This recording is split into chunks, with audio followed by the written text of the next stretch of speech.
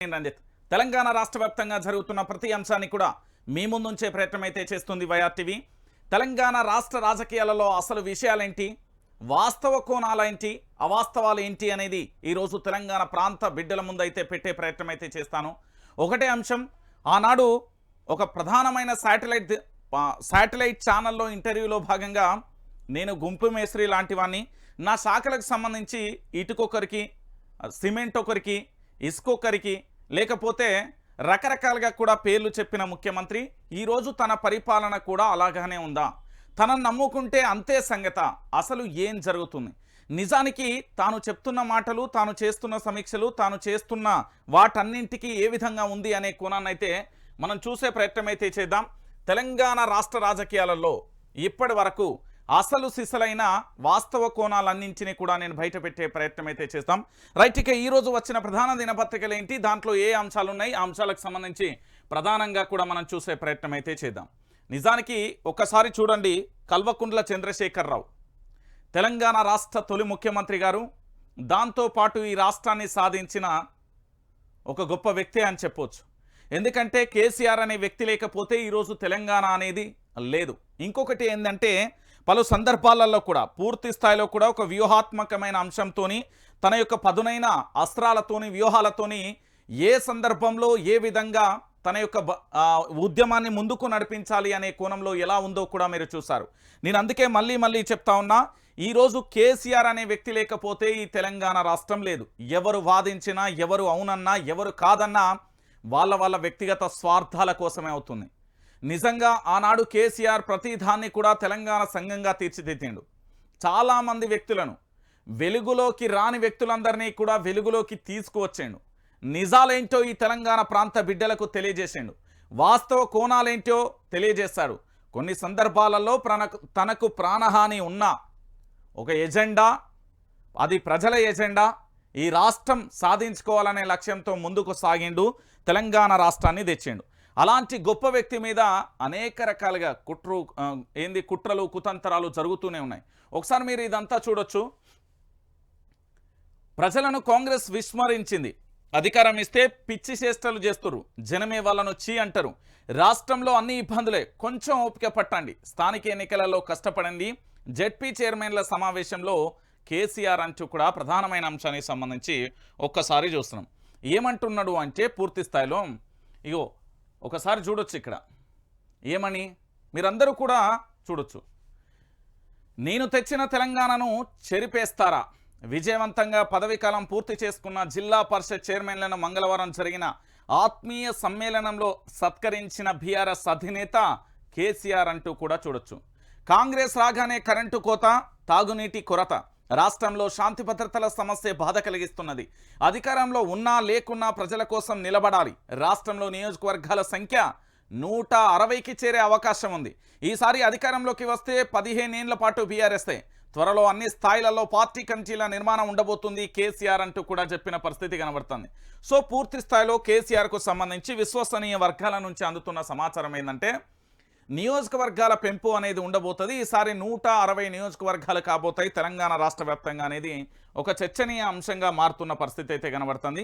ఇప్పటి వరకు 119గా ఉన్న ఏదైతే నియోజకవర్గాలు ఉన్నాయో వాటి సంఖ్య మరింత పెరిగే అవకాశం ఉంది అంటూ కూడా కేసీఆర్ చాలా క్లారిటీగా కూడా చెప్పిన పరిస్థితి కనబడుతుంది. సో తెలంగాణ రాష్ట్ర రాజకీయాలలో మీరందరూ కూడా ఒకసారి ఆలోచించండి. చాలామంది చాలా రకాలుగా వాదిస్తూ ఉంటారు, కానీ నేను వాళ్ళ వాదంతో ఏకీభవించను. ఎందుకు అనేది కూడా నేను చెప్తాను. 1969లో పోదేస్ల కాల్పులో తెలంగాణ ఉద్యమానికి సంబంధించిన చాలామంది ఉద్యమ వీరులందరూ కూడా నేలకొరిగిళ్ళు, వాళ్ళ ఆచూకీ కూడా తెలిసిన పరిస్థితి లేదు. నెంబర్ 1. 2001 నుంచి 2009 వరకు పలు సందర్భాలలో ఎత్తుపల్లాలను ఎదుర్కొంటూ తెలంగాణ ప్రాంతానికంతా తెలంగాణ ఉద్యమాన్ని విస్తరించి 2009 నుంచి 2014 మధ్య జరిగిన ఉద్యమం అనేది తారాస్థాయికి చేరిన విషయం మీ అందరికీ తెలిసిన విషయమే. ఇక్కడ పదవుల కోసం, సీఎం పదవి కోసమో, పదవుల కోసమో, ఆస్తుల కోసమో, ఇంకా దేనికోసమో కాదు. ఇక్కడ ఎజెండా ఒకటే, ఈ తెలంగాణ రాష్ట్రాన్ని సాధించాలి, ఈ తెలంగాణ రాష్ట్రాన్ని సాధించి తీరాలని చెప్పి రాష్ట్రం అయితే సాధించాడు. మీరు ఒకసారి చరిత్రను ఒకసారి తిరగవేయండి. మీ అందరికీ ఖాళీ సమయంలో ఉన్నప్పుడు మీ దగ్గర ఉన్న మొబైల్లలో కానీ లేకపోతే ల్యాప్టాప్లలో కానీ లేకపోతే పుస్తకాలలో ఒకసారి చరిత్రను తిరగేయండి. 1956 నుంచి 2014 వరకు ఎంత అభివృద్ధి చెందిందో 2014 నుంచి 2023 వరకు కూడా అంతే అభివృద్ధి చెందింది.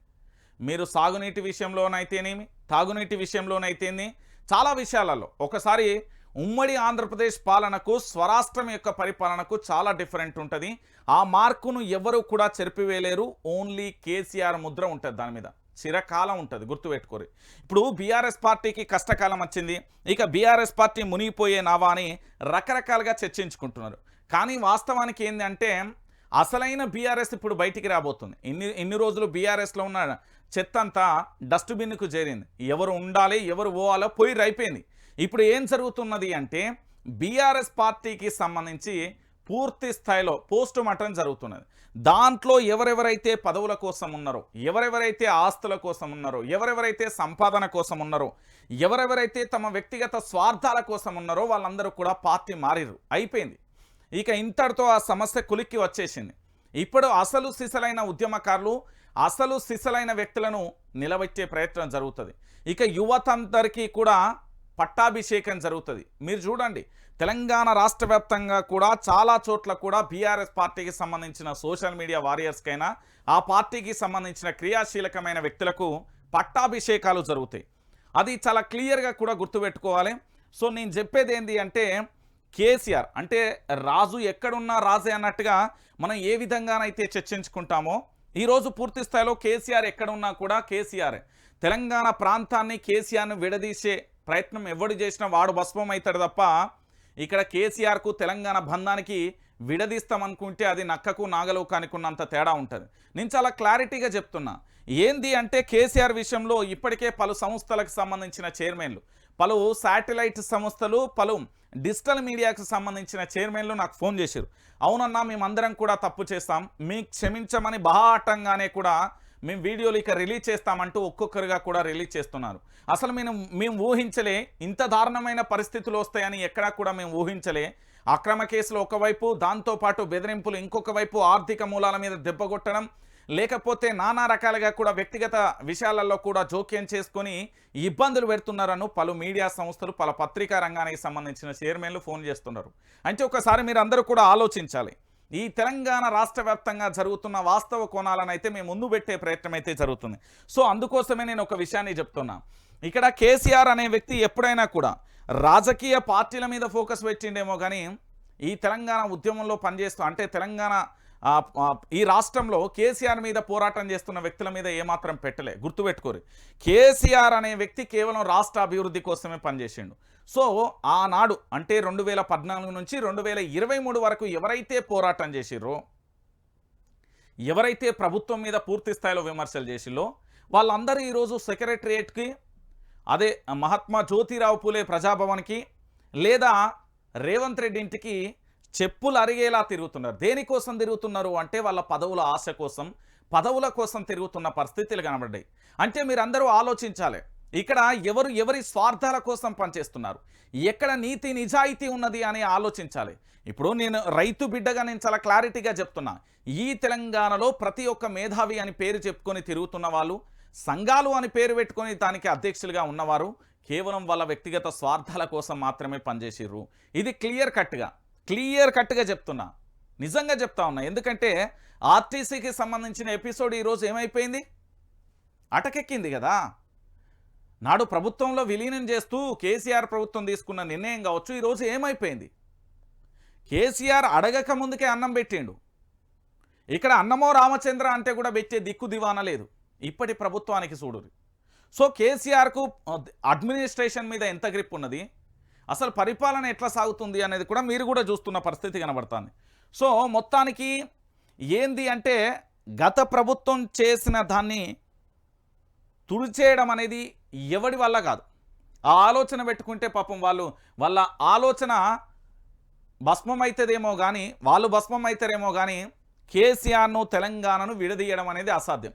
రైట్. ఇక మరో అంశం ఏంటంటే గత ప్రభుత్వ సమాచారాన్ని తీసేస్తారా, అదంతా ప్రజల ఆస్తి, కాపాడాల్సిన బాధ్యత సీఎస్దే. ప్రభుత్వ వెబ్సైట్లు, సోషల్ మీడియా హ్యాండిల్స్ నుంచి సమాచారం తొలగింపుపై కేటీఆర్ ఆగ్రహం.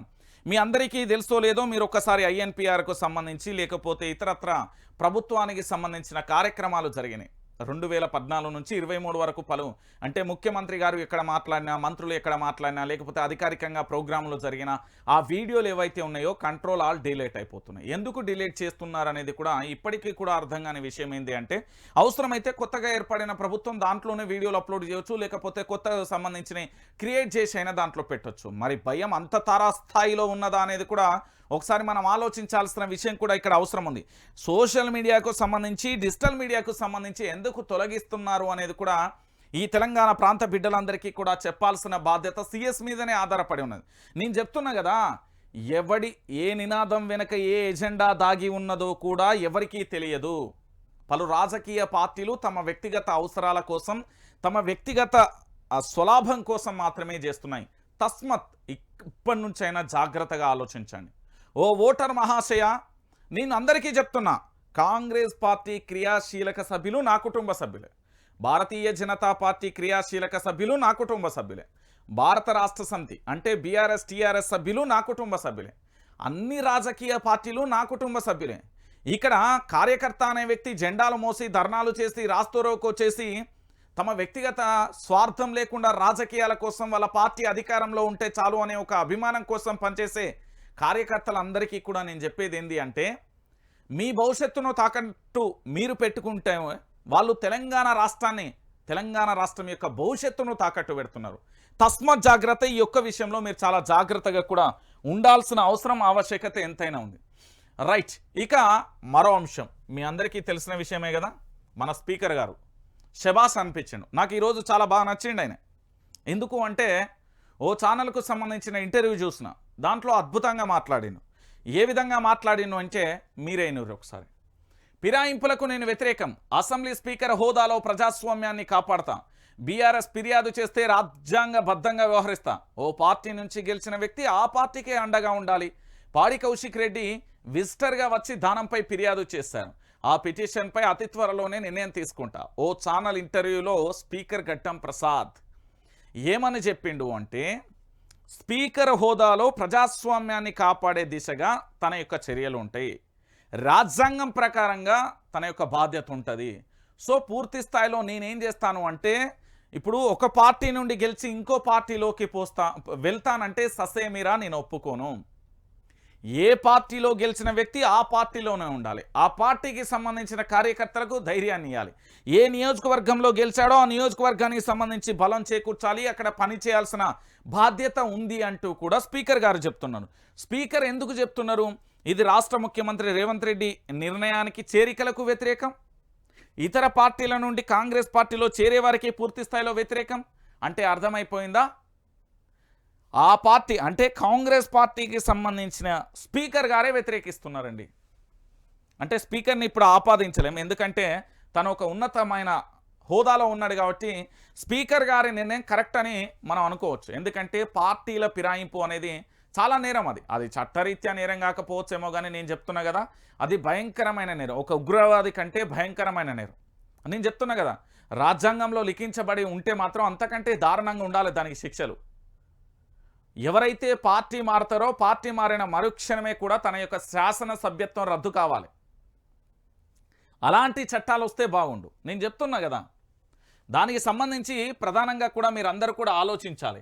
ఇక దానితో పాటుగా ఈ రైతును చూసిర్రా, నాకు చాలా బాధ అనిపిస్తుంది. ఎందుకంటే నేను ఒక రైతు కుటుంబంలోనే పుట్టిన. ఈరోజు రైతుల పరిస్థితి చూస్తే అనన్య రోదన. రైతును చంపిన ప్రభుత్వం, కన్నీళ్లు తెప్పిస్తున్న ఖమ్మం రైతు సెల్ఫీ వీడియో, బట్టి అనుచరులు భూమి కబ్జా చేస్తారని ఆరోపణ, కాంగ్రెస్కు ఓటేస్తే అన్యాయం జరిగిందని ఆవేదన, అధికారులు ఫిర్యాదు చేసినా పట్టించుకోలేదు, సీఎం న్యాయం చేయాలంటూ కన్నీళ్లు, రైతు ఆత్మహత్యపై బీఆర్ఎస్ నేత హరీష్ రావు విచారం, కబ్జాదారుడిపై కఠిన చర్యలు తీసుకోవాలని డిమాండ్, మరో అన్నదాత నేల కొరిగాడు, నమ్మి ఓటేసిన పార్టీ మనుషులు తన భూమిని కాజేస్తుంటే ఏమీ చేయలేని నిస్సహాయ స్థితిలో బలం మరణానికి పాల్పడ్డారు. తన చావుతోనైనా ప్రభుత్వ పెద్దలలో మార్పు వస్తుందని ఆశిస్తూ తుది శ్వాస విడిచారు. సెల్ఫీ వీడియోలో తన ఆవేదనను వెల్లుబుచ్చుతూ కన్నీళ్లు పెట్టుకుంటూ పురుగుల మందు తాగాడు. ఎన్నో ఆశలతో గెలిపించిన పార్టీ నట్టేట ముంచిందన్న బాధ రైతు కళ్ళల్లో కనిపించింది. రైతు సెల్ఫీ వీడియో రాష్ట్ర ప్రజల హృదయాలను కలచివేసింది. ఖమ్మం జిల్లాలో ఈ విషాదకరమైన ఘటన చోటు చేసుకుంది అంటూ కూడా చూసిన పరిస్థితి కనబడుతుంది. అసలు ఏం జరిగిందో తెలుసా? ఈ రైతు విషయంలో చాలా బాధాకరమైన విషయం. నిజంగా చెప్తా ఉన్నా, పార్టీ కార్యకర్తే కాదు, తను నమ్మి తన పార్టీ కోసం సర్వం వదులుకుంటాడండి. ఏది తన దగ్గర ఉంచు, ఒంటి మీద బట్టలు తప్ప తన దగ్గర ఉన్న ఆస్తులను అన్నింటిని, ఆప్తులను, కుటుంబ బంధాలను, వాడను, ఊరును అన్నీ వదులుకొని ఆ పార్టీ కోసం పనిచేస్తారు. చివరికి ఏమైందో తెలుసా? నమ్ముకున్న పార్టీ కాటేసి కాటికి పంపించిన పరిస్థితి కనబడుతుంది ఈరోజు. ఈ రైతు పరిస్థితి కూడా అదే. ప్రభుత్వం మారుతుంది అనే ఒక కోణంలో అందరూ చెప్పిన విషయాలనే తాను నమ్మిండు. కానీ తానే బలవన్మరణానికి పాల్పడతానని తను ఊహించలేకపోయాడు. నిజం ఇది వాస్తవమైన విషయం. మంత్రి బట్టి విక్రమార్క అనుచరులు తన పొలాన్ని ఆక్రమించుకుంటున్నారంటూ ఓ రైతు ఆత్మహత్య చేసుకున్న ఘటన రాష్ట్ర వ్యాప్తంగా సంచలనం సృష్టిస్తుంది. చింతకాని మండలం పొద్దుటూరు గ్రామానికి చెందిన రైతు ప్రభాకర్ పురుగుల మందు తాగాడు. దీనికి సంబంధించిన వీడియో ప్రస్తుతం సోషల్ మీడియాలో షేర్ అవ్వడంతో తీవ్ర చర్చనీయాంశంగా మారింది. CM Revanth Reddy, deputy CM బట్టి విక్రమార్క తన కుటుంబానికి న్యాయం చేయాలని కోరుతూ ఆ రైతు కన్నీటి పర్యంతం అవడం అందరినీ కలిచివేసింది. వీడియోలో మాట్లాడుతూ రైతు రాజ్యం వస్తుందని నమ్మి కాంగ్రెస్ పార్టీకి ఓటు వేస్తే తన పొలాన్నే ఆక్రమించుకున్నారని, అన్యాయం చేస్తున్నారని ఆవేదన వ్యక్తం చేస్తున్నారు. నేను చనిపోతున్నా, నా ఆవేదనను ముఖ్యమంత్రి రేవంత్ రెడ్డి గారికి, డిప్యూటీ సీఎం బట్టి విక్రమార్క గారికి ఈ వీడియో ద్వారా తెలియచేయండి అంటూ కన్నీళ్లు పెట్టుకుంటూ రైతు రాజ్యంగా చెప్పుకునే కాంగ్రెస్ పార్టీలో జరిగిన ఒక రైతు హత్య, ఇది ప్రభుత్వ హత్యనే అని అనడంలో ఎలాంటి డౌట్ లేదు. నేను ఖచ్చితంగా బాహాటంగా నేనే చెప్తున్నా కదా, ఇక నుండి కర్రుగాల్చినట్టు వాత పెట్టినట్టే ఉంటుంది సినిమా అంతా. ఎందుకు అంటే ఇక్కడ రైతులకు సంబంధించి ఆత్మహత్యలు చేసుకుంటే ఎందుకు చూస్తూకోవాలి? ఇగో చూడు ఏం చెప్పిండు ఈ రైతు అనేది. ఇగో వినండి, మీరే వినండి. తెలంగాణ బిడ్డలారా, న్యాయం మీరే చెప్పండి. అలాంటి సర్వే నెంబర్లో ఉన్న పొలాన్ని 276, 277 బోజెడ్ల వీరభద్రే, బోజెడ్ల ప్రభాకరు, అలాంటి మా పొలాన్ని పొక్కులేళ్లతో 2 200లు, 2 జేసీబీలు, మరి అలాగే 2 ట్రాక్టర్ డోజర్లతోటి సర్వనాశనం చేసి నా పొలాన్ని నాశనం చేశారయ్యా. అలాంటి వ్యక్తులు కోరపాటి కిషోరు, అలాగే మరి పెంటాల రామారావు, అలాగే మరి గుర్రం నాగమల్లేశ్వరరావు, అలాగే మరి వ్యక్తులు కొంతమంది మొగిలి శ్రీను, మొగిలి ముత్తయ్య, ఎలాంటి ఏం లేదయ్యా. నా కుటుంబం గారికి చాలా ఈ 2 ఆలోచనకి లేదయ్యా. దయచేసి అందరన్నయ్యా, ఇంత మటుకి నేను ఎవరు పోలేదయ్యా. దయచేసి నేను రైతుగా బతికినయ్యా. రైతు రాజ్యం వస్తే బాగుంటుందని చెప్పేసి మన కాంగ్రెస్ గవర్నమెంట్కి ఓటేసానయ్యా. కాంగ్రెస్ గవర్నమెంట్కి ఓటేసినందుకే ఇదేనా నాకు సర్రు. ఈ 2 ఆలోచనకి లేదయ్యా. దయచేసి అందరు కలిసి నాకు న్యాయం చేయాల్సిందే కోరుతున్నాం అయ్యా. నా కుటుంబ సభ్యులకి న్యాయం జరగాలని, నేను ఇదే పేరు నా కుటుంబ సభ్యులకి న్యాయం జరగాలని దయచేసి కోరుకుంటున్నాను అయ్యా. అయ్యా మీకు దండ పెడతాను అయ్యా. రైతు వారికి అందరూ నన్ను దయవచ్చి అందరూ ఇచ్చాడు అయ్యా.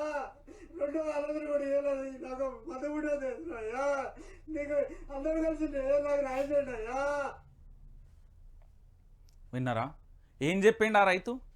అయ్యా అందరికీ దండం పెడుతున్నావు రైతులారా, రైతులారా మీకు దండం పెడతా ఉన్నా. నేను నమ్మి కాంగ్రెస్ పార్టీని నమ్మి ఓటేస్తే ఈరోజు నా చావుకు కారణమవుతుందయ్యా అని మొత్తుకున్నాడు ఆ రైతు. అర్థమైందా? ఇది ఇందిరమ్మ రాజ్యమా, రైతులను కాటేసే రాజ్యమా, రైతులను కాటికి పంపించే రాజ్యమా అనేది అర్థం కావట్లేదా? ఒకసారి మీరే చూడాలి తెలంగాణ ప్రాంత బిడ్డలారా. నేను ఎందుకు ఈ విషయాన్ని చెప్తున్నా అంటే దీంట్లో ఈరోజు ఒక్కరి ప్రాణమే పోవచ్చు, రేపు భవిష్యత్తులో ఇంతకు మించి ప్రాణాలు పోగొట్టుకోవడానికి కాదు కదా కాంగ్రెస్ ప్రభుత్వాన్ని అధికారంలోకి తీసుకొచ్చింది. కాంగ్రెస్ ప్రభుత్వం అంటే ఏంది? ప్రజారంజకమైన పాలన అందిస్తా, మరో వైఎస్ రాజశేఖర రెడ్డి పరిపాలనలా ఉండబోతుంది నా పాలన అంటూ కూడా గొప్పలు చెప్పడం కాదు, పనితీరులో కనిపించాలి కదా. ఈరోజు అలాంటి పనితీరు ఎక్కడైనా మీకు కనిపించిందా? అలాంటి మూలాలు ఏదైనా కనబడుతున్నదా? అన్నేమో పరిపాలన చేస్తూ రైతులను చంపుతాడు, తమ్ముడేమో అధికారం లేకున్నా కళ్యాణ లక్ష్మి చెక్కులు ఇస్తాడు, ఇంకో తమ్ముడేమో రోడ్డు మీద వాటర్ ట్యాంక్ ఆగినందుకు వాళ్ళని పిచ్చ కొట్టుడు కొడతాడు. ఏంది ఇది? ఇప్పుడు దీన్ని కుటుంబ పాలన అనకపోతే ఏమంటారండి? నాడు కేసీఆర్ను కుటుంబ పాలన, ఇవాళ కుటుంబ పాలన కనబడతలేదా? ఏడ పోరంబోకు భూములున్నా, ఏది లిటికేషన్ ల్యాండ్ ఉన్నా హైదరాబాద్ చుట్టుపక్కల కబ్జా చేస్తలేడా? వాస్తవం కదా? ఎవరిని మోసం చేద్దాం అనుకుంటున్నారు? ఫ్యాక్ట్సే మాట్లాడుకుందాం మనం. నిజం. నేను నా తల్లి మీద ప్రమాణం చేస్తా, సీఎం రేవంత్ రెడ్డి వాళ్ళ తల్లి మీద ప్రమాణం చేయమని చెప్పండి. రైతు ప్రభుత్వం ఇది ఎక్కడన్నా కాసింత అనిపించిందా రైతు ప్రభుత్వం అని? ఎండాకాలంలో కరెంటు కోతలు చేస్తారు, తర్వాత నీళ్ళ కోతలు చేస్తారు, ఇప్పుడేమో రైతుల భూముల మీద పడతారు కన్ను. ఎవడి కోసం ఇది? ఏంది ఇది? ఈ అరాచకం ఏంది అసలు? ఏం దౌర్భాగ్యం, ఏం పాపం చేసినాం మేము తెలంగాణ ప్రాంత బిడ్డలం? ప్రశ్నించే మాలాంటోళ్ళ మీద అక్రమ కేసులు. అలా ఏదో జరిగినట్టు ఏమో జరిగినట్టు అలా ఏముండదు బొత్సు, అలా ఏముండదు. నేను చెప్తున్నా కదా, ఇది చాలా ఘోరమైన పరిపాలన. నేను చెప్తున్నా కదా, ఒక నిజాం వాని ముత్తాత ఎట్లా చేసిండో నాకు తెలియదు, కానీ అంతకంటే దారుణమైన పరిపాలన ఇది. రైతులు చనిపోయినాక ఎందుకండి, ఇంకా అది పార్టీ అయితేంది ప్రభుత్వం అవుతుంది, ఎవరి కోసం అది? ఇక మరి ఒక్కసారి ఈయన చూడాలి, ఎవరు ముఖ్యమంత్రి రేవంత్ రెడ్డి గారు. చూడుర్రి, మీరు చాలా సందర్భాలలో ఏదైనా ఫలితాలు వచ్చినప్పుడు వింటూ ఉంటారు, 1, 2, 3, 4 పలు విద్యా సంస్థలలో మొదటి 10 ర్యాంకులు మావే మావే అంటూ అంటారు కదా. ఇప్పుడు అట్లా కాదు, మొదటిసారి 1, 2, 3, 4, 5, 7, 8, 9, 10 ఇట్లా 15, 20, 30 ఇట్లా చదువుతాం కదా, ఇట్లా చదవాలి. ఎందుకు అంటే ఈ తెలంగాణ రాష్ట్ర ముఖ్యమంత్రి గౌరవ రేవంత్ రెడ్డి గారు ఢిల్లీ ప్రయాణం వెళ్ళిన పరిస్థితులు. మరి ఆయన సొంత డబ్బు కాదండి, ఇది మన సొమ్మండి. ఇదే అంశం మీద భారతీయ జనతా పార్టీకి సంబంధించిన ప్రభాకర్ గారు గతంలో ఒక ప్రెస్ మీట్ పెట్టి మరి చాలా చక్కగా వివరించారు. ఇప్పుడు ఇక్కడ క్లియర్గా చూడరు. 1, 2, 3, 4, 5, 6, 7, 8, 9, 10, 11, 12, 13, 14, 15, 16, 17సారికి ఢిల్లీకి చేరుతున్న ముఖ్యమంత్రి. అధికారంలోకి వచ్చాక రేవంత్ రెడ్డి ఢిల్లీ పర్యటనల వివరాలు. నేడు మరోసారి హస్తినాకు ముఖ్యమంత్రి. అత్యధిక సార్లు సొంత పనులు పార్టీ కోసమే, రాష్ట్ర ప్రయోజనాల కన్నా స్వప్రయోజనాలే మిన్న. ఒక్కోసారి పర్యటనకు దాదాపు 2 నుంచి 5 కోట్ల ఖర్చు. కోట్లాది రూపాయల ప్రజాధనం ఢిల్లీ పర్యటనకే ఖర్చు. అర్థమైందా? ఒక్కసారి పర్యటనకు పోతే 2 నుంచి 5 కోట్లు అంటే వీరు దాదాపుగా మనం అంచనా వేద్దాం. ఒకసారి ఇక్కడ ముఖ్యమంత్రి గారికి సంబంధించి ఇది ఎట్లా జరుగుతుంది అనేది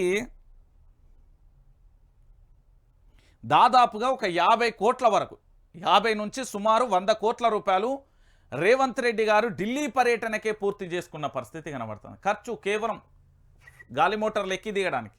అర్థమైందా? ఈ గాలి మోటార్ల ఎక్కి దిగడానికి గుంపు మేస్త్రి గారికి అయిన ఖర్చు అండి ఇదంతా. మీరందరూ చూడాలి ఒక్కసారి ఏం జరిగింది అనేది ఒకసారి చూపెడతాం. సీఎం రేవంత్ రెడ్డి ఢిల్లీ పర్యటనల తేదీలు. తెలంగాణ ప్రాంత బిడ్డల కోసం, తెలంగాణ రాష్ట్ర హక్కుల కోసం, ఈ ప్రాంత ప్రయోజనాల కోసం ఇక్కడికి నిధులు తేవడానికి ఈ రాష్ట్ర ప్రభుత్వం ఏం చేయలే. ఏం చేసిందో మీరే చూడండి.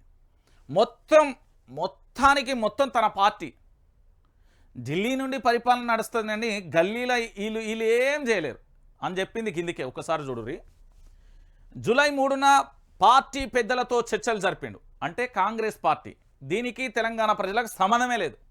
జూలై 24న పీసీసీ చీఫ్ కేబినెట్ విస్తరణ, నామినేటెడ్ పోస్టుల భర్తీ, కేంద్ర మంత్రులతో చర్చలు.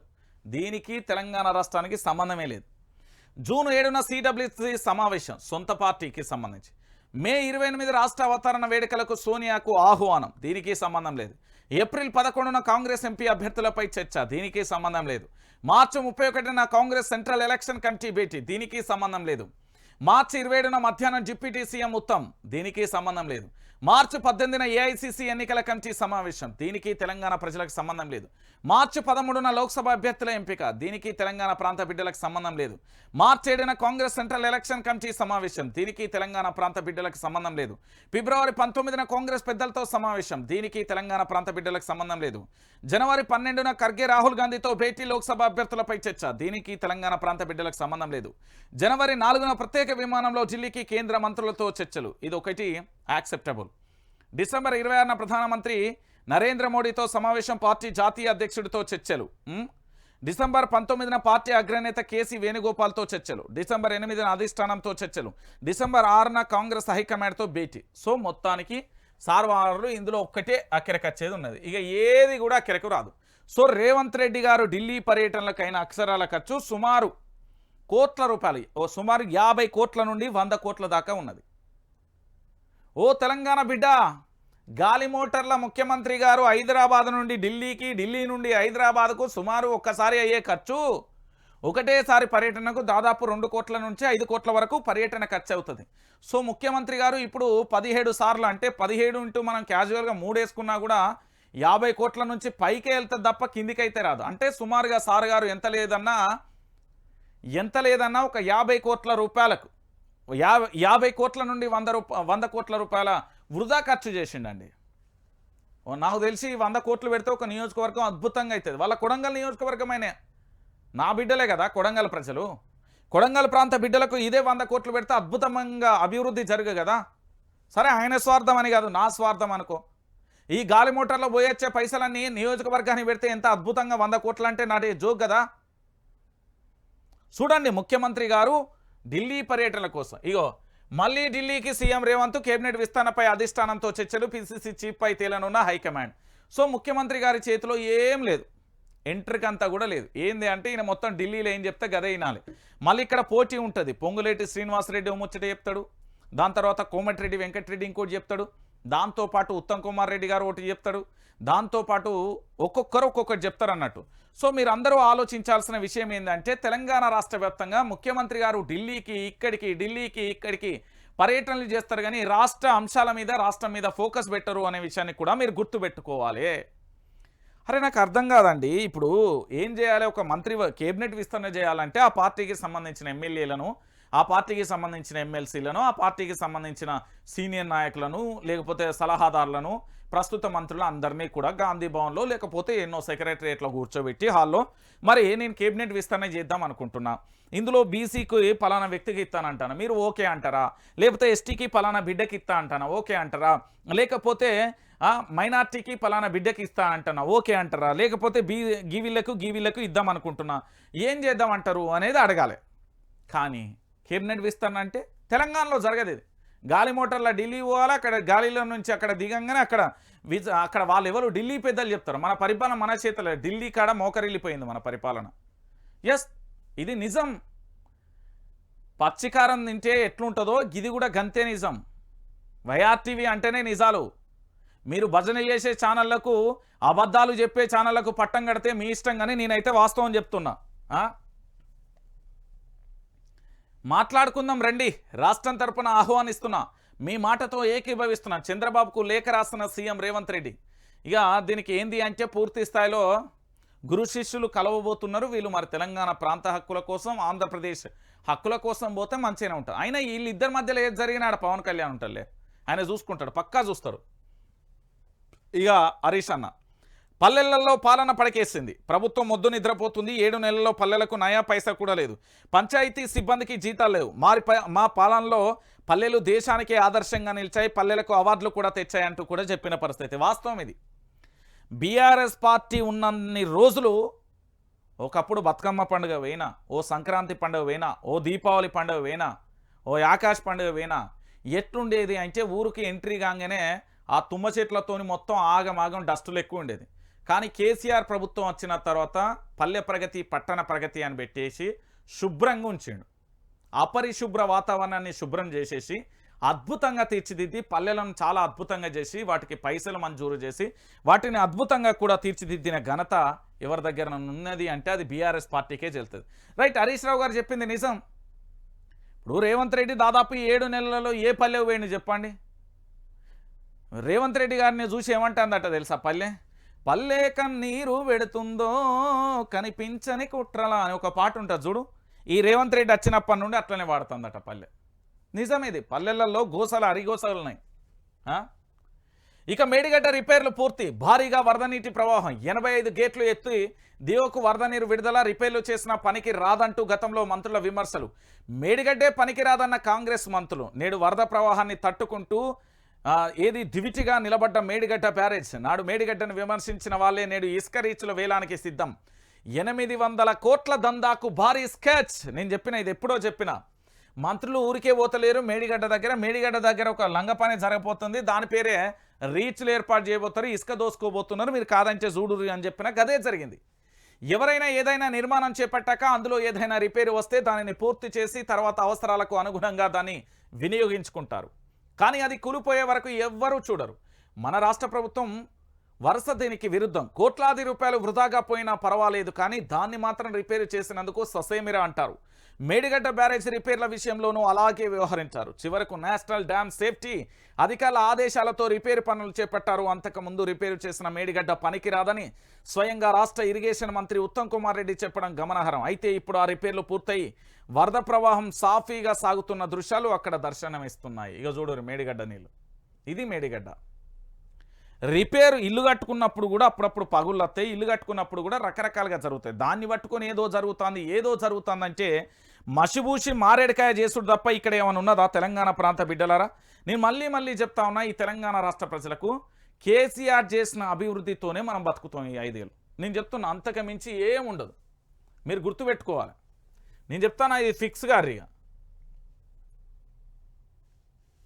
ఏంది నీట్ పేపర్ లీకేజ్ బాధితులను ఇది కాంగ్రెస్ వాళ్ళ పని, కానీ వాళ్ళు చేయరు. కానీ ఆర్టీసీలో 3035 కొత్త కొలువులు, టీజీపీఎస్సీ ద్వారా నియామకాలు అంటూ కూడా చూడొచ్చు.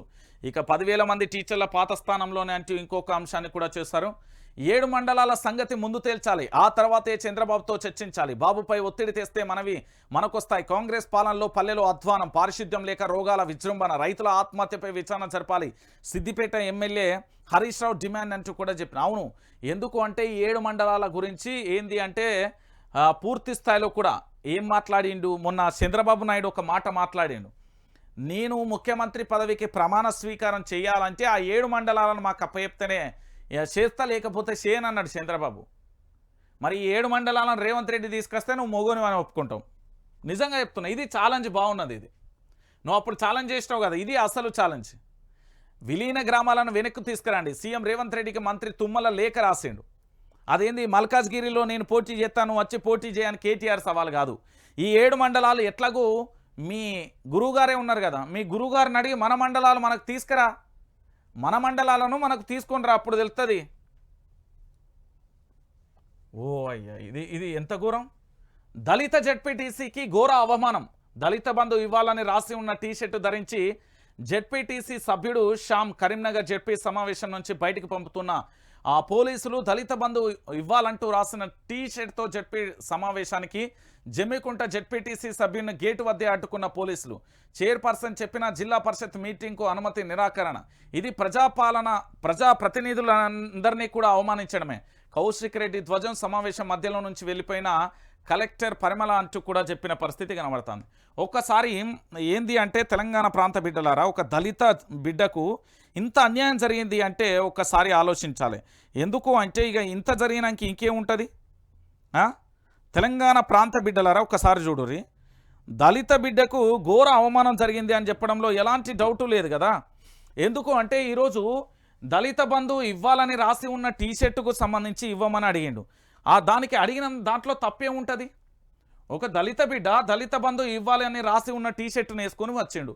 మరి పార్టీ కండోలు వేసుకొని వస్తాడు కదా, ఆడ కూర్చుంటారు కదా, దాని గురించి మాట్లాడితే రకరకాలుగా ఉంటుంది కదా. ఒక్కసారి మీరు అందరూ కూడా ఆలోచించాలి. తెలంగాణ ప్రాంత బిడ్డలారా, దళిత జెడ్పీటీసీ సభ్యున్ని పోలీసులు ఏ విధంగా అవమానించారో చెప్పు. జెడ్పీ చైర్పర్సన్ చెప్పినా కూడా లోపలికి అనుమతించలే. నేనేమని చెప్పినా, ఇది ఫ్రెండ్లీ పోలీస్ కాదురా నాయనా, ఇదంతా కూడా రాజ్యం కింద బానిస వ్యవస్థ నడుస్తుంది, ఇది ఓ రాజ్యం కింద పోలీసు వాళ్ళు పనిచేస్తారు అని చెప్పిన. నేను చెప్పిన కదా, వాళ్ళది చాలా ఉన్నది, వాళ్ళ అవినీతి చిట్ట ఒక్కొక్కటి వస్తుంది.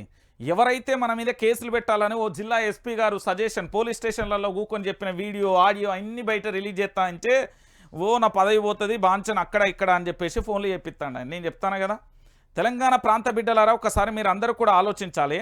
ఈ తెలంగాణ రాష్ట్ర వ్యాప్తంగా జరుగుతున్న విషయం ఏంది అంటే, ఇక్కడ ఒక దళిత బిడ్డకు సంబంధించి ఎంత ఘోరంగా అవమానం జరిగింది అనేది కూడా మీరు చూస్తున్న పరిస్థితి కనబడుతుంది.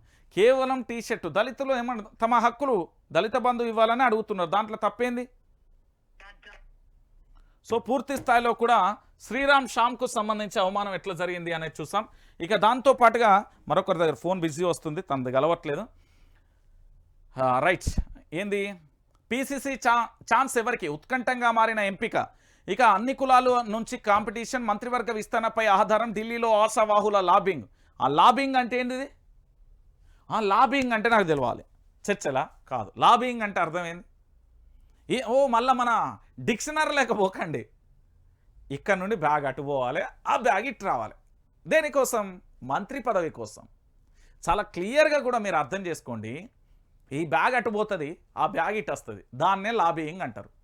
మీరు ఇంకొక రకంగా అనుకోవద్దు. కార్పొరేషన్ చైర్మన్ల జీవోలు సిద్ధం, నేడో రేపో ప్రకటించే ఛాన్స్. తొలి విడతల వెలువడే పేర్లకు అధికారిక ఆర్డర్స్ 3 నుంచి 4 పేర్ల మార్పు అంటూ కూడా చూడొచ్చు. ఇక దానికి సంబంధించి ప్రధానంగా కూడా చూస్తున్నాం కదా, టీజీ న్యాబ్ సైబర్ సెక్యూరిటీ వాహనాలను ప్రారంభిస్తున్న సీఎం రేవంత్ రెడ్డి. షానీరి మనది హ్యాకింగ్ అయితే అంటే మనది హ్యాకర్లు ఆగమాగం చేస్తా అంటే సైబర్ గురించి మాట్లాడడం, ఆ శాంతి భద్రతలు లోపిస్తే మాట్లాడడం. రేపు కేబినెట్ విస్తరణ, కొత్త మంత్రుల ప్రమాణ స్వీకారం సైతం అధికారికంగా వెల్లడించని సర్కార్.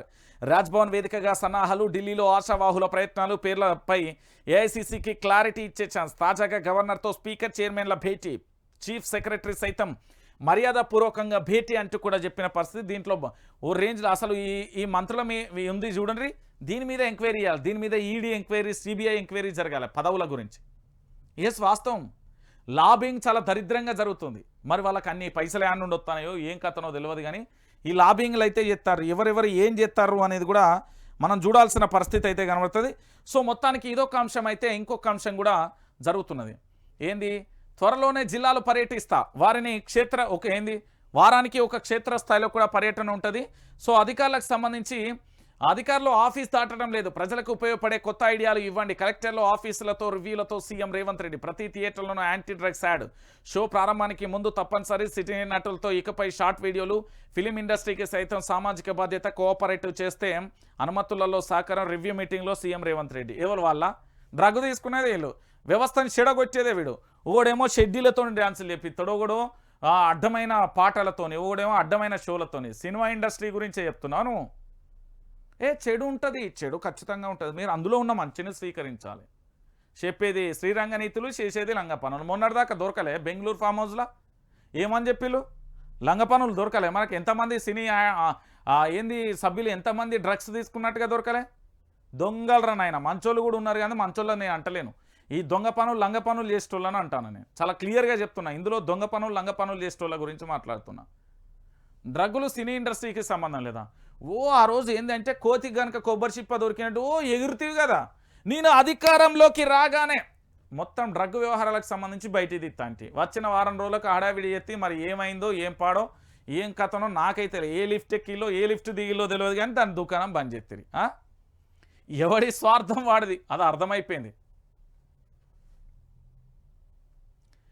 ఇక దానితో పాటుగా మరో అంశం, వారవ్వా దిశోనికి ఇవాళ మెలకు వచ్చింది. సెల్ఫీ వీడియో తీసుకొని రైతు సూసైడ్. కొందరు ఆక్రమించారట. అబ్బా, ప్రభుత్వం గురించి అంత మంచిగా చెప్తే దాని గురించి చేయలే. రైతు రుణమాఫీకి పైసలు రెడీ. ఎక్కడి నుండి వచ్చినాయో చెప్పాలి. అది ఏమున్నది, ఏం లేదు. మా పొట్టగొట్టనీకి చూస్తున్నారు కానీ మీరు. నేను చెప్తున్నా కదా, దిశలో ఇంకా మార్పులు రాలే. కొద్ది మేరకు ఇప్పుడిప్పుడే ఏదో తూతూ మంత్రం తుమ్మకే మంత్రం అన్నట్టుగా ఉన్నది. ఇక రాహుల్ వి పిల్ల చేష్టలు. లోక్సభలో ప్రతిపక్ష నేతపై ప్రధాని నరేంద్ర మోడీ ఫైర్. సింపతి కోసమే సభలో డ్రామాలు ఆడుతున్నారు. అగ్నిపథ్, ఎంఎస్ఎస్పీపై అబద్ధాలు. ఈ అగ్నిపథ్ దాని గురించి గతంలో ఇక్కడ సికింద్రాబాద్కు జరిగింది చూడండి ఒక ఘటన. ఆ ఎంక్వైరీ ఇంకొకసారి మళ్ళొక్కసారి చేయాలని నేనైతే రాష్ట్ర ప్రభుత్వాన్ని డిమాండ్ చేస్తా ఉన్నా. అందులో అమాయకమైన నిరుద్యోగులు ఒక 2-3 చనిపోయారు. ఓ కోచింగ్ సెంటర్లకు సంబంధించిన బామ్మార్దులు వాళ్ళను నేరుగా హత్య చేసినట్టే రెచ్చగొట్టిలు.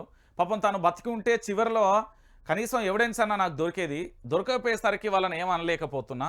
కానీ మళ్ళొక్కసారి ఈ సికింద్రాబాద్ ఘటన మీద రాష్ట్ర ముఖ్యమంత్రి ఒకసారి మళ్ళీ దాన్ని ఫైల్ ఓపెన్ చేస్తే బాగుంటుంది. నేను చెప్తున్నా కదా. భయపడుతున్న బియ్యం దొంగలు. ఎన్ఫోర్స్మెంట్ తనిఖీలలో ఒక్కొక్క తిమింగలం బయటికి. మొన్న సూర్యాపేట లో సోమ నర్సయ్య, తాజాగా కరీంనగర్లో మారుతి. 130 కోట్ల మేర బియ్యం పక్క ధరకి, ఆ సొమ్ముతో ఇతర వ్యాపారాలు. కరీంనగర్ జిల్లాలో ఏ మిల్లులలో చూసినా కోట్లలో తేడాలు. గతంలో బీఆర్ఎస్ పాలనలో సహకరించిన సివిల్ సప్లై ఆఫీసర్లు కొత్త ప్రభుత్వం వచ్చినాక అక్రమార్కులపై చర్యలు. ఏముండదు, ఇలా ఏముండదు. వాళ్ళు పోతారో 2 రోజులు హడావిడి చెప్తాడు, 3వ రోజు ఎవని రావాల్సిన వాటా వానికి వస్తుంది. తర్వాత మనం అంతా బుగ్గగలం అవుతాం. నేను చెప్తున్నా కదా, చదివిన నేను సూచన వాళ్ళు అందరూ అవుతారు. గంత మించి ఏముండదు. ఇక కాకా పేపర్లు ఏముంటుంది, మొత్తం కాంగ్రెస్ గురించే ఉంటుంది. భజన ఓ రామ భజన అని ఉంటుంది. ఇక రాధన్న దాంట్లో ఏమున్నది, రాధన్న దాంట్లో కూడా ఏముండదు. గదే కలెక్టర్లు కథలు రావాలి. చిక్కుమేడులు వీడే దిశగా అబద్ధాలు, పిల్ల చేష్టలు. ఇంకేమున్నది, బ్యారేజీలపై అబద్ధాలు. ఏమున్నది, ఇంకేం లేదు, అయిపోయింది మొత్తం. ఇగో చెప్పిన కదా, వీళ్ళది కూడా గిట్లనే ఉంటుంది. ఇక ఇది పక్కా బీజేపీ పేపర్. దీంట్లో ఇంకా ఏంది, రాహుల్ది మిడిమిడి జ్ఞానమే కేంద్ర మంత్రి కిషన్ రెడ్డి అంటూ కూడా చూడొచ్చు. ఇక దాంతోపాటు హిందువులు ఉగ్రవాదుల ప్రధాని నరేంద్ర మోడీ అంటూ కూడా చూడొచ్చు. బీఆర్ఎస్ అధికారంలోకి వస్తుంది. మాజీ సీఎం కేసీఆర్ మళ్ళీ గెలిచి 15 ఏళ్ళు అధికారంలో ఉంటుంది. కాంగ్రెస్ ప్రజల చేత అనిపించుకుంటాయి. గత 10 ఏళ్ళుగా రాని సమస్యలు ఇప్పుడు ఎందుకు వస్తున్నాయి, కొంచెం సమన్వయంతో ఓపిక పట్టండి అంటూ కూడా చూడొచ్చు. తర్వాత అన్ని మంచి రోజులే. బీఆర్ఎస్ జెడ్పీ చైర్పర్సన్ల ఆత్మీయ సమ్మేళనంలో మాజీ సీఎం అంటూ కూడా చెప్తున్న పరిస్థితి కనబడుతుంది. సో చెప్పలేని బీఆర్ఎస్ అధికారంలోకి వస్తుంది, తొందర ఏం లేదు. బీఆర్ఎస్ పార్టీలో ఉన్న డస్ట్ అంటే చెత్త అంతా పోతుంది, పోయిన తర్వాత మంచోళ్ళే మిగులుతారు. అప్పుడు అద్భుతంగా ఉంటుంది దాంట్లో పరిపాలన. మీరు ఏం ఫికర్ చేయకూడదు. బీఆర్ఎస్ పార్టీ భవిష్యత్తులో అధికారంలోకి వస్తుంది, వచ్చిన తర్వాత ఒక అద్భుతమైన పరిపాలన కొనసాగించవచ్చు. దాంట్లో వాస్తవాలు కూడా తెలంగాణ ప్రాంత బిడ్డలందరికీ కూడా తెలుస్తాయి. అప్పుడు ఏం జరుగుతుంది అనేది కూడా మీరు కూడా చూడొచ్చు. ఏంది అంటే తెలంగాణ ప్రాంత బిడ్డలారా చాలా క్లియర్గా చెప్తా ఉన్నాను నేను ఈరోజు ఏం జరుగుతుంది అంటే బీఆర్ఎస్ అధికారంలోకి ఖచ్చితంగా వస్తుంది. వచ్చిన తర్వాత ఇక తెలంగాణ ప్రజలైతే బీఆర్ఎస్ను బహుశా 20 ఏళ్ళు కూడా వదులుకోరు. అలాంటి అద్భుతమైన సువర్ణమైన పరిపాలన మళ్ళీ అందబోతుంది. కాస్త ఓపిక పట్టుర్రి అంతే. ఓపిక అనేది మనిషికి చాలా అవసరం. ఏ విధంగానైనా కూడా బీఆర్ఎస్ పార్టీ అధికారంలోకి రావడానికి శతత కూడా ప్రయత్నం జరుగుతుంది. కొంచెం ఓపిక పట్టండి, దాంట్లో ఎలాంటి డౌట్ లేదు. కేసీఆర్ చెప్పినట్టుగానే జరుగుతుంది. విభజనపై ఏం చర్చిస్తారు? లొట్టపీస్ చర్చిస్తారు. వాళ్ళు ఏం చర్చిస్తారు? వాళ్ళ ఏమైతుంది? 7 మండలాలను తీసుకొచ్చినాక మాట్లాడదాం మనం. ఆజ్ కీ బాత్. పుస్తకాల బరువు బాల్యాన్ని కుంగదీస్తుంది, చిన్నారుల వెన్నుముక్క వంగిపోతుంది. నర్సరీ, ఎల్కేజీ, యూకేజీ పిల్లలకు అసలు పుస్తకాలు వద్దనే నిబంధన ఉన్నా పట్టించుకునే నాథుడే లేడు. తుంగలో తొక్కిన విద్యా హక్కు చట్టం నిబంధనలు. కిలోల పుస్తకాల బరువుతో వివిధ అంతస్తులు ఎక్కుతున్న విద్యార్థులు శారీరకంగా మానసికంగా కుంగిపోయి హాస్పిటల్ బాటపడుతున్న వైనం. అనవసర పుస్తకాలు పెట్టి ధనార్జనే ధ్యేయంగా ప్రైవేట్ పాఠశాలల నిలువ దోపిడీ. పిల్లలకు తల్లిదండ్రులకు శాపంగా మారిన కొత్త అనారోగ్య సమస్యలు తెచ్చి పెద్దదవుతున్న పుస్తకాల బరువు తగ్గించేలా మేధావులు ప్రభుత్వం పునరాలోచించాలి. పిల్లలకు ఆట పాటలతో అర్థవంతమైన పుస్తకాల బోధన నడపాలి. సతీష్ రెడ్డి రాష్ట్రం, జబాజ్ బిడ్డ బాగా రాష్ట్రం. కానీ ఇందులో వాస్తవం ఏంది తెలుసా? ఏముండదు ఆడ.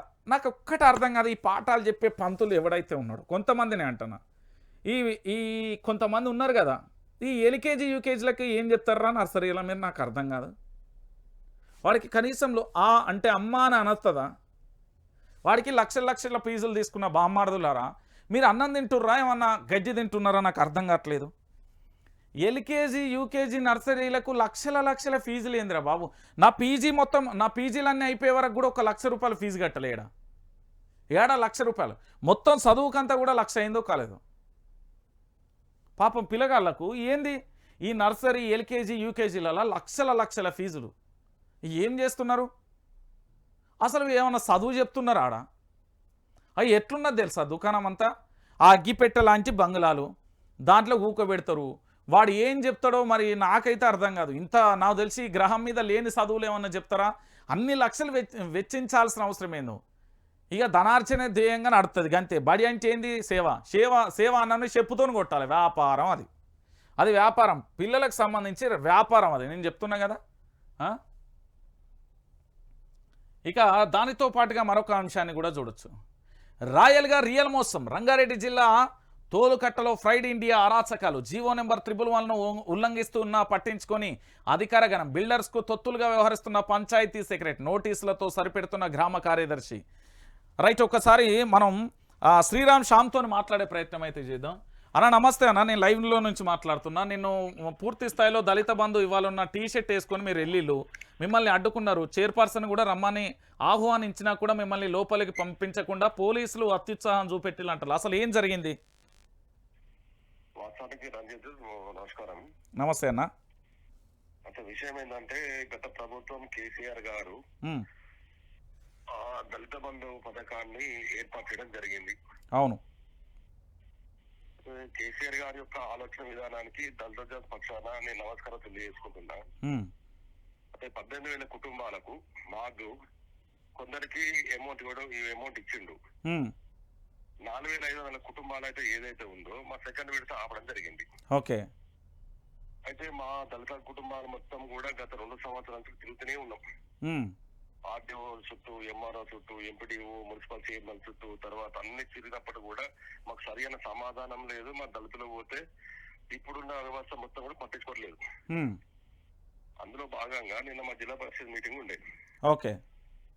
అయితే చిట్ట చివరి సమావేశం కదా, కలెక్టర్ గారు ఉంటారు కదా, అక్కడ ఉన్న అధికారులు అందరూ వస్తారనే ఉద్దేశం కొద్ది నేను టీ షర్ట్ వేసుకుని పోయినా. ఉమ్, ఆ టీ షర్ట్ కూడా నేనేమో పైన అంబేద్కర్ ఫోటో వేసుకున్నా, కింద ఏం చేసామంటే ఆ దళిత బంధు 2వ పథకం విడుదల చేయాలని టీ షర్ట్ వేసుకోవడం జరిగింది. ఓకే. దాన్ని చూసి పోలీసు వాళ్ళు నన్ను ఆపిరు అక్కడ. ఉమ్, ఆపితే ఎందుకు ఆపుతున్నారు సార్ అని నేను అడిగితే కూడా ఇలాంటి టీ షర్ట్ వేసుకోకూడదు అంటే నేనేమన్నా అంటే సార్ పార్లమెంట్ లో ప్లకార్లు పట్టుకుంటారు, పార్లమెంట్ లో వేసుకొని తిప్పుతారు కదా సార్, ఉమ్, అసెంబ్లీలో కూడా వేసుకొని తిప్పుతున్నారు కదా, ఇక్కడ మీకు వచ్చే నష్టం అని అడిగినా. ఉమ్, అడిగితే అసలు మీరు పోవద్దని సీరియస్ గా పోలీసులు అడ్డుకున్నారు. ఉమ్, అడ్డుకున్నప్పుడు కూడా నేను అన్నా సార్ ఇప్పుడు మీకు వచ్చే ప్రాబ్లం ఏంటి సార్ అంటే మీ సీఓ పర్మిషన్ తీసుకో అంటే మా సీఓ గారు ఫోన్ చేసినాం. ఓకే. సీఓ గారు ఫోన్ చేసిన తర్వాత మా జిల్లా పరిషత్ చైర్మన్ గారు వచ్చి డిప్యూటీస్ మీరు ఎట్లా అడ్డుకుంటారు పంపానంటే చైర్మన్ గారు కూడా మన వాళ్ళు పెద్ద పట్టించుకోలేదు వాళ్ళు. ఉమ్, అంటే ఇది మేము ఒకటే అడుగుతున్నాం. ఉమ్, ఇప్పుడు గతంలో ప్రభుత్వము దళిత బంధు పథకాన్ని ఏర్పాటు చేసారు. ఆ 10 లక్షల రూపాయలు మా దళిత కుటుంబాలు ఉన్నాయి ఉమ్, కాబట్టి మా దళిత కుటుంబాల్లో ఉన్న 10 లక్షల రూపాయలు ఏదైతే ఉందో మీరు ఫ్రీజింగ్ తీసేస్తే మా అమౌంట్ మేము తీసుకొని మా పని మేము చేసుకుంటాం. ఓకే. వాస్తవానికి ఏంటంటే దళిత బంధు పథకం ఏర్పాటు చేసిన తర్వాత దళిత కుటుంబాలు ఆర్థికంగా ఎదగలేదు, ఇంకా వాళ్ళు ఆర్థికంగా నష్టపోవడం జరిగింది. ఎందుకోసం అంటే విపరీతమైన షట్టర్ రెంట్ పెంచారు. సరే అదొక పాయింట్ ఆఫ్ అప్పుడు కూడా నేను మళ్ళీ డిమాండ్ చేస్తున్నా, ఉమ్, ఈ కాంగ్రెస్ ప్రభుత్వం చిత్తశుద్ధి ఉంటే దళితులపైన ప్రేమ ఉంటే ఉమ్, ఆ 10 లక్షల మన ఏదైతే సెకండ్ విడత అమౌంట్ మన విడుదల చేయాలని కోరుకుంటున్నా. ఈ కాంగ్రెస్ ప్రభుత్వం ఇచ్చే డబ్బులు కాదు, కాంగ్రెస్ ప్రభుత్వం వాళ్ళు మాకు దళిత బంధువు ఇవ్వలేదు. కాబట్టి మళ్ళీ చెప్తున్నా, అంటే గత ప్రభుత్వం ఇచ్చిన డబ్బులను మీరు ఎందుకు రిలీజ్ చేస్తారని నేను అడుగుతున్నా అంతే. ఓకే. ఇప్పుడు మా అకౌంట్ లో పైసలు ఉన్నాయి. రెండోది మిత్రమా, రెండోది మాకు ప్రతి నెల మాకు వడ్డీ పడుతుంది. ఉమ్, మాకు వడ్డీ తీసుకోవడానికి మా హక్కు లేదు. రెండోది ఏంటంటే మా దళిత బంధు విషయంలో చాలా మంది చాలా ఇబ్బంది పడుతున్నారు. అసలు నేను చూసినా కదా, నాకు వందల ఫోన్లు రోజు రావడం, అన్న మా పరిస్థితి ఏందన్న ఎవరు పట్టించుకోలేరు అంటే కూడా సరే పట్టించుకోకపోయినప్పుడు కూడా నేను మీ పక్షాన నేను ఫైట్ చేస్తా అనే ఉద్దేశం కాదు. నేను ఎప్పుడు ఫైట్ చేస్తున్నప్పుడు కూడా నేను నిన్నపోతే నన్ను రూపడి రానియలేదు వాళ్ళు. ఓకే. థ్యాంక్ యూ అన్న. చూసిరు కదా, ఒక దళిత బిడ్డను శ్రీరామ్ శ్యామ్ను ఒక జెడ్పీటీసీ సభ్యుడు ఆయనను ఘోరంగా అవమానించిర్రు అంటే ఇంతకంటే దారుణం ఏముంటుంది. నేను చెప్పిన కదా, రాజ్యం కింద పోలీసులు బానిస వస్తుంది. ఎందుకంటే జెడ్పీ చైర్పర్సన్ పూర్తి స్థాయిలో కూడా రమ్మని చెప్పినాక కూడా ఇక్కడ పూర్తి స్థాయిలో అడ్డుకున్నారు. చెప్పారు కదా, వారి మాటలలోనే నేను వినిపించే ప్రయత్నం చేసిన. తెలంగాణ ఉద్యమకారుడు, అనేక కేసుల మీద ఉన్నాయి శ్రీరామ్ శ్యామ్ మీద. ఈరోజు కేవలం దళిత బిడ్డలందరూ కూడా తనకు ఫోన్ చేసి అడుగుతూ ఉన్నారు, ఏంది మన దళిత బిడ్డల పరిస్థితి ఏంది, ఏం కథ అడిగినప్పుడు ఇక హుకుం జారీ చేస్తుండే, ఇట్లా నువ్వు వెళ్ళిపో. ప్రజల చేత ప్రజల కొరకు ఎన్నుకోబడ్డ సభ్యుడు అండి ఈయననేం గాలి నుండో లేకపోతే ఇంకో గ్రహం నుండి రాలే కదా, ప్రజల చేత నుండి కూడా ఎన్నుకోబడ్డాడు కదా, దొంగోట్లు కాదు కదా, నీతి నిజాయితీగా పోటీ చేసి గెలిచిన వ్యక్తి ఆయనే. అలాంటి వ్యక్తిని కూడా అడ్డుకున్నారు అంటే ఇక ప్రజాస్వామ్యం ఉన్నదా లేదా? ఆయన చెప్పిన మాటలలో చాలా క్లారిటీగా కూడా ఒక అంశం ఉంది. ఇదే భారత రాజ్యాంగం రచించిన డాక్టర్ బాబాసాహెబ్ అంబేద్కర్ పార్లమెంట్లో నిరసన వ్యక్తం చేయడానికి, ప్లకార్డులు పట్టుకోవడానికి చెప్పిన వాస్తవం అది కాదా? ఇప్పుడు ఎక్కడ జరిగినా ప్రజా సమస్యల మీదే చర్చ జరుగుతుంది. అది గ్రామ పంచాయతీ నుండి మొదలు పెడితే ఢిల్లీ పార్లమెంటు దాకా ఎక్కడనైనా సమావేశం అంటే, ప్రతినిధుల సమావేశం అంటే గదే జరుగుతుంది, ప్రజా సమస్యల మీదనే జరుగుతుంది. ఏం తప్పు చేసిండని ఇదా మా దళిత బిడ్డ పట్ల పోలీసు వ్యవస్థ కాంగ్రెస్ ప్రభుత్వం వ్యవహరిస్తున్న తీరు? ఇదా మా దళిత కుటుంబాలను అణచివేసే ధోరణి? ఇదా మా దళిత జాతికి మీరు ఇచ్చే గౌరవం? ఇంత దారుణమా? గేటు బయటనే బయటికి పంపించే ప్రయత్నమా? ఇదెక్కడి న్యాయం అండి? ఒకసారి మీరే ఆలోచించాలి తెలంగాణ ప్రాంత బిడ్డలారా. నేను చెప్తున్నా కదా, తెలంగాణ ప్రాంత బిడ్డలందరికీ కూడా నేను చెప్పేది ఒకటే, ఈరోజు తెలంగాణ రాష్ట్ర వ్యాప్తంగా కూడా జరుగుతున్న ప్రతి అంశానికి సంబంధించి వాస్తవ కోణం ఏంటి, ఏం కథ అనేది కూడా ఒకసారి చూడాలి. ఈరోజు దళితులకు అన్యాయం చేసింది, ఆ తర్వాత ఎస్టీ బిడ్డలకు అన్యాయం చేస్తుంది, మైనార్టీ బిడ్డలకు అన్యాయం చేస్తుంది, అందరికీ అన్యాయం చేసుకుంటూ పోతే రేపు పరిస్థితి ఏంటి? నేను చాలా క్లియర్గా అడుగుతా ఉన్నా ఈరోజు రాష్ట్ర ప్రభుత్వాన్ని. సబ్బండ వర్గాలకు న్యాయం చేయాల్సిన కాంగ్రెస్ ప్రభుత్వం ఈరోజు కొందరికి మాత్రమే అండగా నిలిచే పరిస్థితి ఎందుకు దాపరిస్తున్నది? చాలా క్లియర్గా చెప్తా ఉన్నా. ఇప్పటి వరకు వైఆర్టీవీ న్యూస్ ఛానల్ ఎవరైనా సబ్స్క్రైబ్ చేసుకోకపోతే సబ్స్క్రైబ్ చేసుకోండి.